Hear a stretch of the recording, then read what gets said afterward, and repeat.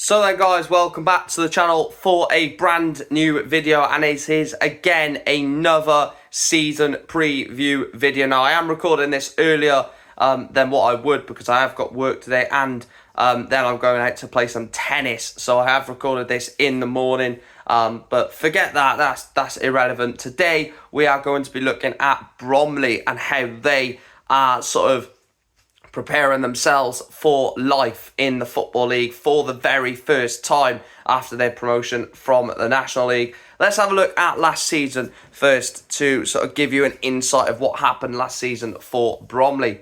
So then, Bromley finished third in the National League behind, I think, Barnet. Barnet finished second, and obviously Chesterfield won the league, which we'll talk about them in a few episodes' time.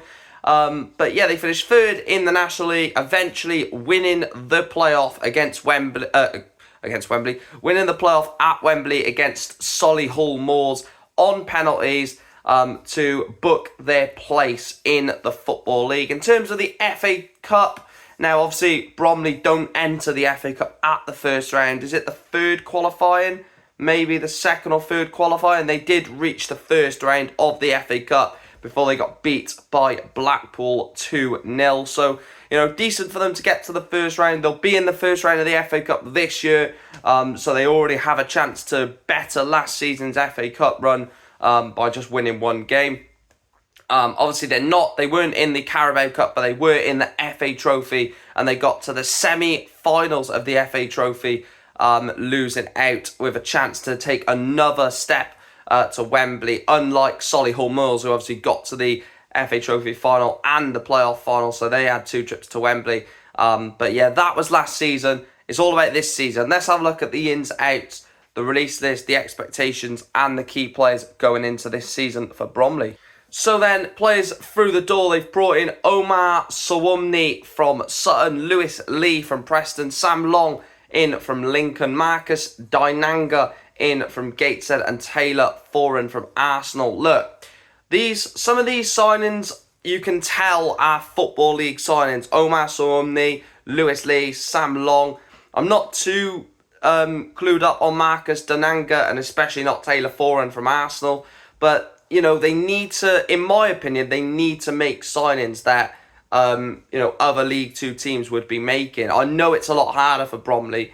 You know, they're in a different situation to even Chesterfield. Chesterfield will just get players that suit the level. But Bromley have got to probably get 3 or 4 more quality players in. I do think it could be a struggle for them. The players they've lost: Adam Marriott has gone to Boston, Todd Miller has gone to Wealdstone, Marcus Sabler has gone to Lewis, and James Vennings has gone to Braintree.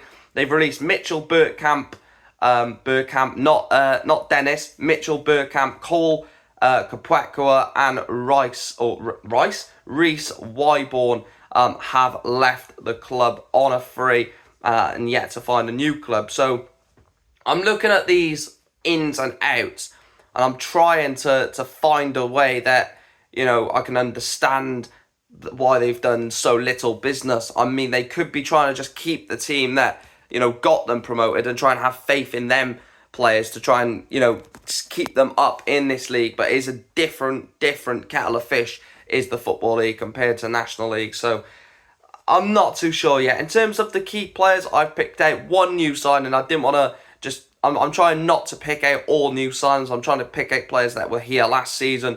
So the new sign I've gone is Omar Sowumni, him at the back for Bromley. Coming in from Sutton, you know, it's a good move. Obviously, Sutton got relegated, Bromley got promoted, made sense. You know, he could be a stable man in their back line. And then the two other key players, I've gone Corey Whiteley and Michael Cheek. Now, a lot of Newport fans will remember Corey Whiteley wasn't really that good, and, you know, went to Dagenham and Redbridge, I believe, and, you know, floated around the non-league scene.